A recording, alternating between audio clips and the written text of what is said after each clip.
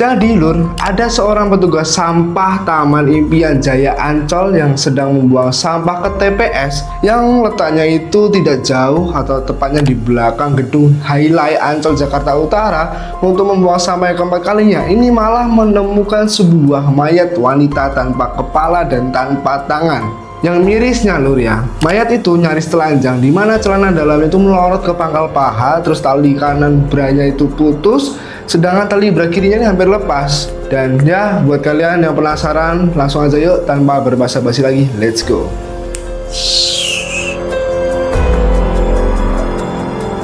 Oke sedulur, sebenarnya kasus ini sudah sangat lama terjadi, yaitu pada tahun 1989. Nah, jasad tadi itu yang ditemukan itu merupakan seorang gadis bernama Christine Indrajaya atau sering dipanggil dengan nama Titin. Dan Titin ini bisa dibilang merupakan anak yatim karena ya tinggal tersisa ibunya sendiri, dimana ibunya pada saat itu bernama Selma. Dan waktu itu ya mungkin kan udah nggak punya bapak, makanya istrinya ini menikah lagi. Jadi si Titin ini punya ayah sambung. Ayah sambungnya ini bernama Widayat. Dan pada waktu itu Titin bersama dengan bapak sambungnya dan ibunya ini tinggal di daerah Rawabunga, Jatinegara, Jakarta Timur. Dan ya bisa dibilang selama menjalani kehidupannya ini lur, Titin dikenal sebagai orang yang sangat kalem, terus pendiam, rajin bekerja dan rajin beribadah. Nah terus lur ya, pada waktu itu Titin ini punya pacar bernama Budi Kuswardi yang saat itu akan menikah di bulan Desember.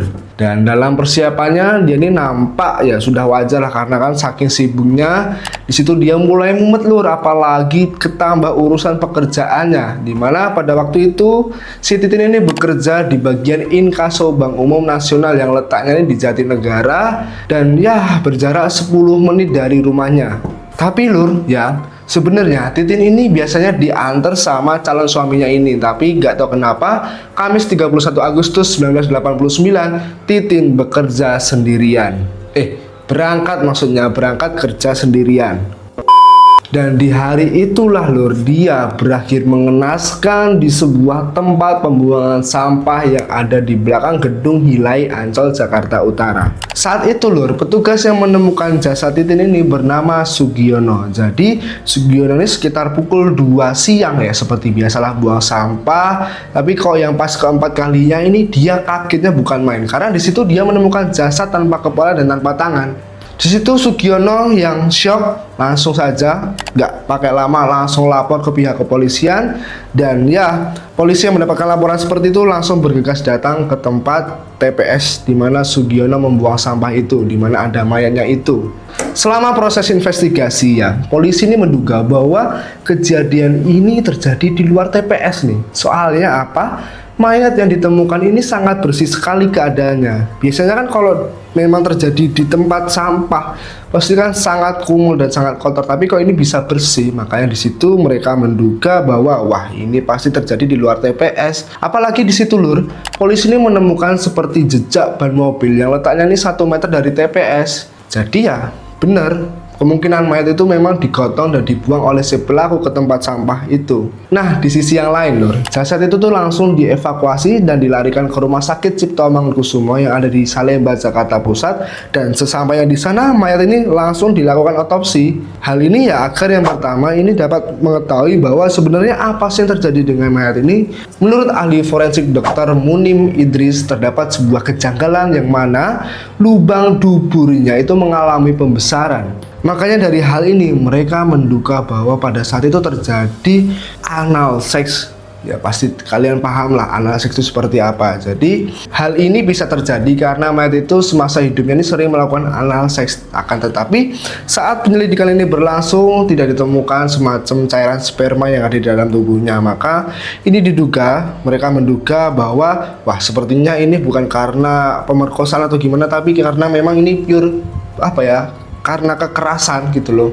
Di samping itu lur, berita penemuan jasad di TPS Ancol ini mulai tersebar dari omongan ke omongan atau di berita di televisi. Dan pada waktu itu, Lur, banyak sekali keluarga yang merasa kehilangan saudaranya atau orang-orang terdekatnya ini pada berdatangan semua untuk memastikan apakah memang itu kerabat atau saudaranya atau keluarganya. Dan di situ totalnya ada sekitar 27 keluarga dan salah satunya adalah Bu Selma. Singkat cerita, setelah pencocokan data seperti rambut, ukuran sepatu, bra, terus pakaian terakhir yang digunakan oleh jasad itu, dipastikan bahwa mayat itu adalah Titin, anak Bu Selma. Di situ Bu Selma langsung syok, histeris, menangis sedih sekali.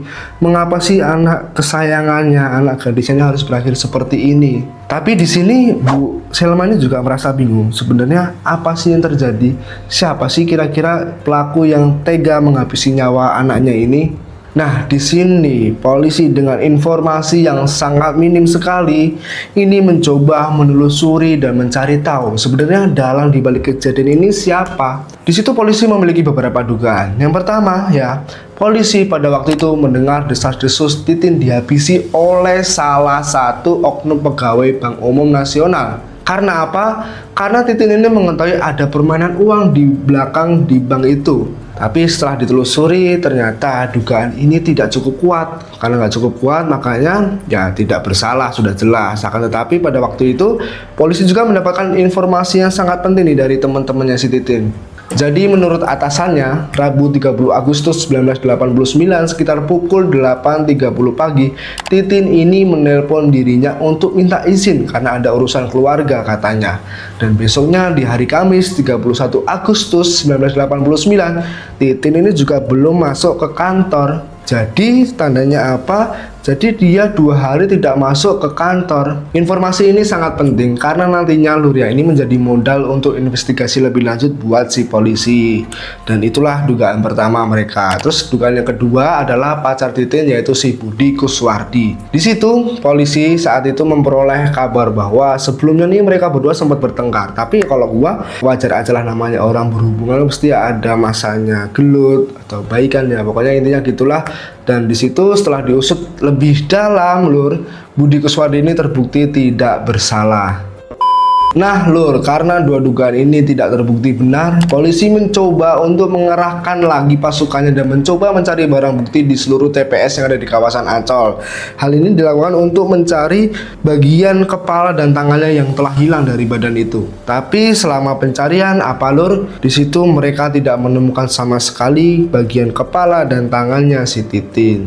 Makanya di situ mereka sempat heran lah, kemana ini potongannya. Di situ sebenarnya polisi juga sempat menduga bahwa sepertinya kematian Titin ini ada kaitannya nih dengan hubungan asmara. Mengapa hal itu bisa terjadi? Karena apa ya? Hal ini karena mayatnya dibuang di TPS Ancol, di mana kawasan ini dikenal sebagai tempat kencan pasangan yang bukan suami istri. Makanya dari dugaan tersebut, polisi ini langsung memutuskan untuk mencari informasi dengan mendatangi dan menanyai seluruh motel di kawasan Jakarta yang memang sering digunakan untuk hal-hal yang dalam tanda kutip untuk pasangan yang belum muhrim.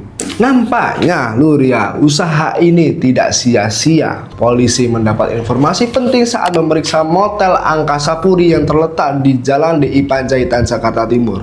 Di situ petugas menyampaikan ada sepasang kekasih nih yang keluar masuk membooking kamar 116 di tanggal 30 dan 31 Agustus. Pada waktu itu juga petugas sempat bilang bahwa kedua pasangan ini datang ke tempat motel itu menggunakan mobil Mitsubishi Lancer warna merah, dan kebetulan satpamnya ini pas banget. Dan ini hafal dengan plat nomornya Lur, makanya ini menjadi bekal buat investigasi lebih lanjut oleh pihak kepolisian. Selain itu juga ada sebuah kejadian di mana petugas motel yang pada waktu itu mendapat telepon dari kamar 116, di mana kamar itu adalah kamar yang telah dibooking oleh si Titin. Di mana pada waktu itu petugas motelnya diminta untuk menyambungkan teleponnya ke Bank Umum Nasional. Dan isi telepon tersebut adalah permintaan izin si Titin yang tidak masuk ke kantor kepada atasannya. Nah, makanya dengan informasi-informasi seperti itu, polisi ini langsung aja lah, tidak pakai lama, langsung ngecek kamar 116. Dan setelah dicek, setelah dicari-cari, mereka menemukan ceceran darah, terus ada rambut juga, serta sebuah anting-anting, di mana ini nantinya menjadi bekal dalam mengungkap pelaku dari kejadian ini. Makanya nggak pakai lama ya, dengan berbekal informasi yang telah didapatkan, polisi ini langsung melacak pemilik dari mobil tersebut, mobil Lancer warna merah. Dan sesamanya di lokasi, ternyata pemilik mobil ini sempat kaget karena ya tiba-tiba ada pak polisi gitu loh. Secara kan dia tidak salah apa-apa, tidak tahu apa-apa, kok bisa-bisanya ada polisi nyamperin dia. Makanya di situ pemilik mobil ini langsung menyampaikan bahwa mobil itu di tanggal 30 dan tanggal 31 Agustus ini dipakai sama saudaranya yang bernama Nata Erwandi. Di mana Nata Erwandi ini sering dipanggil oleh orang-orang dengan sebutan nama Ipung. Tapi sebelum itu ya, polisi ini mencoba mengecek di dalam mobil itu, dan di situ ditemukan nih bercak darah dan sebuah rambut. Saat itu polisi ini mencoba ngecek untuk memastikan, dan ternyata hasilnya nih memang sesuai bahwa darah dan rambut itu adalah milik si Titin. Sebenarnya siapa sih Ipung ini nih? Sopo Janegi? Ini pokoknya plotis banget lur. Jadi Ipung ini adalah ipar dari ibunya Titin, si ibu Selma, atau jika dikaitkan dengan si Titin, ini adalah pamannya si Titin. Loh, lah terus hubungannya apa? Jadi ternyata ya Titin dan pamannya Ipung ini memiliki hubungan gelap, dan ini sangat-sangat dilarang oleh agama. Kalian pasti shock kan? Sama gue juga begitu. Tapi sebelum itu gue ceritakan dulu nih bagaimana latar belakangnya si Ipung. Menurut keterangan istrinya si Ipung ini adalah orang yang problematik banget, dimana dia suka mabok, suka judi, suka KDRT. Selain itu juga dia ini memiliki fantasi di luar nalar yang tak bisa dituruti oleh istrinya, yaitu melakukan biseks. Bayangkan, makanya dari hal tersebut atas perlakuannya, istrinya ini menggugat cerai si Ipung. Tapi lagi-lagi di situ Ipung ya tidak menerima gugatan tersebut. Makanya sampai kematian Titin ini mereka masih sah menjadi suami istri. Nah, terus gimana sih mas ceritanya? Kok bisa si Titin ini memiliki hubungan dengan si pamannya? Ini si paman Ipung. Gini gua ceritakan. Jadi dulu saat Titin ini berusia 17 tahun, Titin ini sempat tinggal bareng tantenya dan pamannya si Ipung. Dan di situ ya mulailah hubungan gelap ini terjadi. Entah di situ gua tidak tahu mengapa mereka bisa melakukan hal itu. Yang jelas mereka melakukan hubungan seks berkali-kali. Bahkan hal ini dilakukan terus-menerus sampai Titin ini mau menikah dengan pacarnya si Budi tadi. Dan selama hubungan seksnya itu, si Ipung tadi ini baru bisa melampiaskan fantasinya dengan menyodomi si Titin berulang kali. Makanya seperti hasil forensik tadi, lubang dubur Titin ini membesar. Ya, jadi kurang lebih seperti itu sedulur, latar belakang atau bagaimana kisah mereka berdua ini melakukan hubungan gelapnya. Nah lanjut, di sisi yang lain lur ya, saat polisi ini berhasil menangkap Ipung, polisi ini langsung menginterogasinya seperti biasa. Tapi di situ Ipung ini mengelak bahwa bukan dia pelakunya. Tapi ya lagi-lagi karena polisi mempunyai bukti-bukti yang sangat kuat, makanya Ipung ini tidak bisa mengelak dan mengakui bahwa memang dialah pelakunya. Terus lur, sebenarnya ada cerita lucu di sini. Jadi di dalam tahanan itu Ipung ini mencoba untuk melakukan bunuh diri, yaitu dengan cara mengiris urat nadinya menggunakan pisau. Tapi karena polisi itu saking gercepnya, langsung dibawa ke rumah sakit dan akhirnya apa? Nggak jadi mati. Dan di situ setelah sehat, Ipung langsung menghadapi hukumannya itu. Apa rasain tuh Pung? Saat proses sidang berlangsung, jaksa penuntut ini menceritakan kronologis gimana dia mengakhiri hidup si Titin. Di mana tanggal 30 Agustus 1989 itu adalah hari terakhir Titin ini bertemu dengan ibunya si Bu Selma. Saat itu di pagi harinya Titin ini hendak berangkat ke kantor seperti biasa, tapi di situ bukannya Titin ini berangkat ke kantor, dia ini malah bertemu sama pamannya itu si Ipung. Dan di situ dia dijemput pakai mobil merah tadi, mobil Lancer tadi, dan pergi menuju motel Angkasa Puri yang ada di Jalan DI Panjaitan. Titin dan Ipung ini check-in bersama di kamar 116, dan di situ mereka tidak melakukan hal yang seperti biasa, yaitu melakukan hubungan seksual. Tapi di situ mereka ngobrol nih tentang hubungan mereka. Di situ kan mereka ngobrolin kan kayak nggak mungkin tahu hubungan ini terus berlanjut pas nanti ini sudah nikah, si Titinnya nikah dengan pacarnya kan nggak mungkin. Makanya di situ si Titin ini mencoba untuk mengakhiri hubungannya. Tapi di situ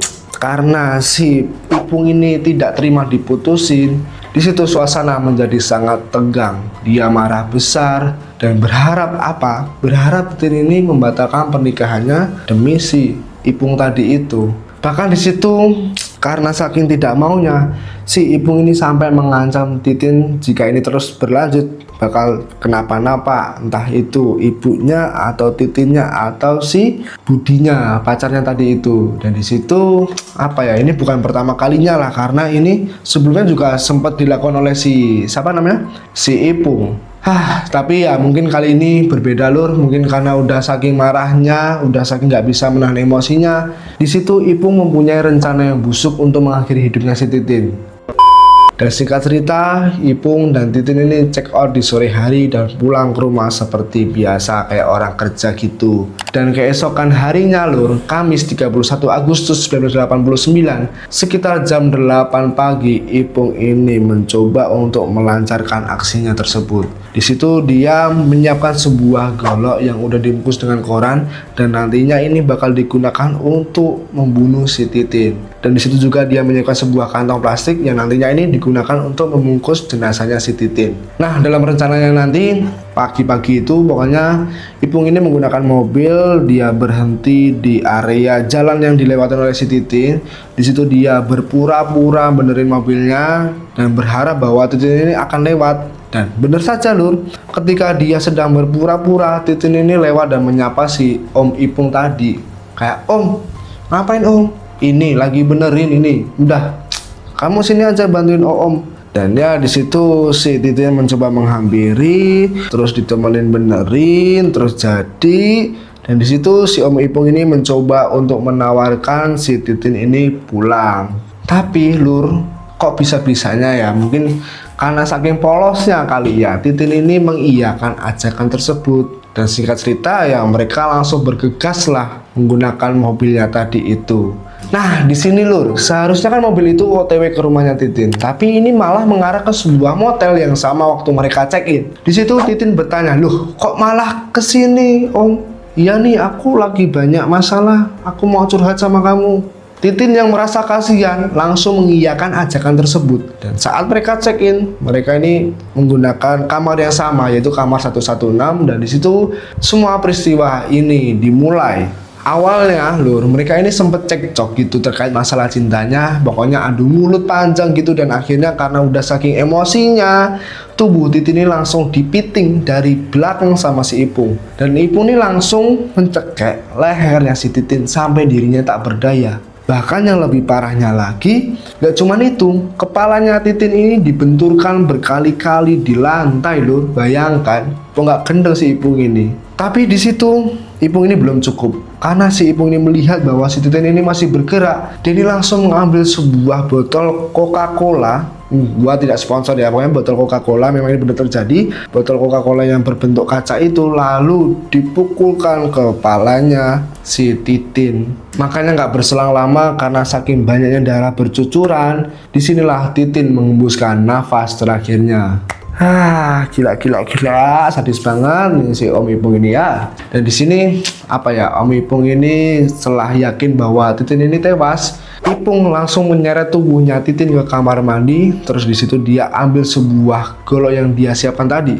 Dan di situ Ipung ini langsung memenggal kepala serta kedua tangannya Titin lur. Apa nggak edan? Dan di situ setelah dipotong barulah tubuhnya disingkirin, terus tangan dan kepalanya dimasukkan ke sebuah kantong plastik yang besar yang sudah dia siapkan. Dan setelah itu ya untuk menghilangkan barang bukti, dia langsung beres-beres, langsung bersih-bersih, mengepel lantai-lantai yang banyak darahnya di kamar mandi. Dan ya singkat cerita, tubuh dan potongan kepala beserta tangannya dibawa pergi oleh Ipung keluar dari motel itu.